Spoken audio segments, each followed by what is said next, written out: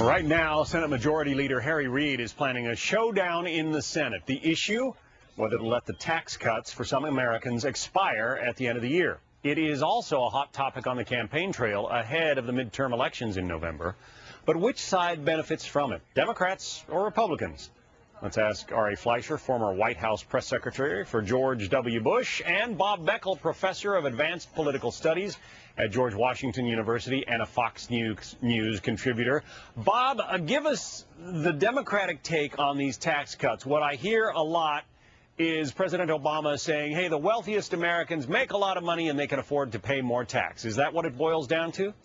Yeah, but first, can I say that your segue from Batman into taxes, John, the last thing, and now the Democrats are against Batman. I always want to clarify that. I said nothing of the kind. I heard you say your taxes, do it this year before your taxes go up. If the gentleman's other income takes him above $250,000, along with his very expensive comic book, he's going to be paying more tax come January, right? Very well put, and I'll let it sit right there. Now, and the answer to your question is what were the Democrats going to say? We're going to say that 2% of the taxpayers who will have their taxes go back up to the pre-Bush tax cuts are people who can well afford to put money in to the Treasury to help with this deficit, which is an issue Republicans have been running crazy on. If you're talking about this $700 billion over the next 10 years on just this 2%, and then of course the argument the Republicans have is, oh, small business, small business. The fact of the matter is only 2% of small business owners will be affected by this. So I think it's a win-win for the Democrats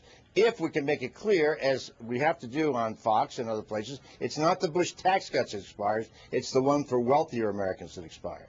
Ari Fleischer, make your best case as to why those tax cuts should not be allowed to expire.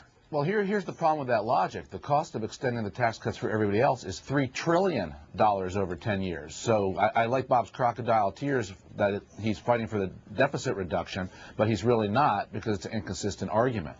I think the key is growth, and I think you want to extend the tax cuts in a manner that makes the economy grow and creates jobs. That's what this is all about. And I do have to point back to history. When the Bush tax cuts were enacted in 2001 and 2003 for all Americans, the economy took off, and we had 52 consecutive months of manufacturing job growth in America. We would love to have those days back again. Those were great days for this country, 52, more than 4 years in a row. Once a month, every month, job creation in the manufacturing sector. That's what tax cuts can do. So I'm hoping that they're going to get an agreement to extend them for all Americans. And that's the best thing to create growth. You know, even among some Democrats, Bob, you're getting some trepidation about the possibility of hiking taxes, even on the wealthiest people. People like Evan Bayh, senator from Indiana, and Kent Conrad from North Dakota. They're saying now is not the time to raise taxes on anybody. Well, the reason there's a lot of consternation about some of those people are very conservative and they believe this stuff, but there are also people who think that the Republicans, and they will not say tax cuts on the wealthy. They're going to say that the Democrats want to increase taxes on everybody, which is the way they normally go about doing things. And let me just make something clear about the great Bush expansion. The fact of the matter was, during those 8 years we're talking about, median family income went down, not up. You may have added some manufacturing jobs, but it was not certainly the result of having a tax break for the top 2% of the American taxpayers. So, look, here's the decision. You're either going to line up on dealing with the deficit, if you believe that's an issue, or you're going to line up with giving people, the top 2%, another break. Now, you make that decision. I think that's a pretty strong political argument on our side. All right. You know, John, the last time the economy was this weak, people were pointing out the Depression, when you had unemployment that was that high, and they raised taxes in the middle of the Depression. Both Hoover and Roosevelt did it, on the top rates. It's one of the things that made the Depression last even longer. What the American people want more than anything else are jobs.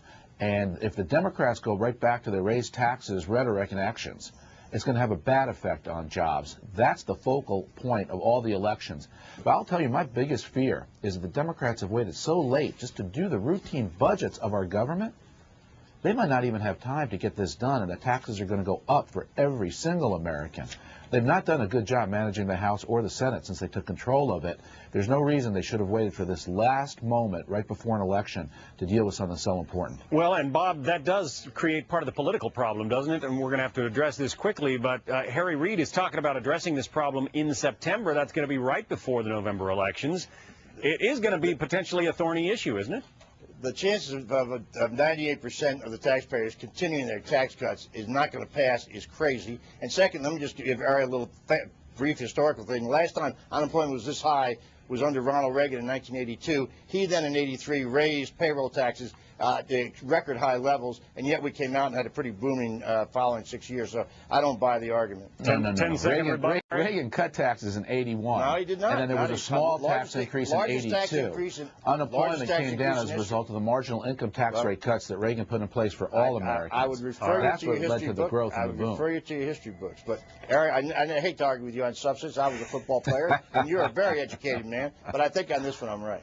These guys. Well, I think you got intercepted, Bob. All right. We'll get you guys back on another time. Thanks very much, Ari Fleischer, Bob Beckel. Very fun with those two. They get heated up when it's almost out of time. I think they're just missing football season. We're almost there. It's going to be okay.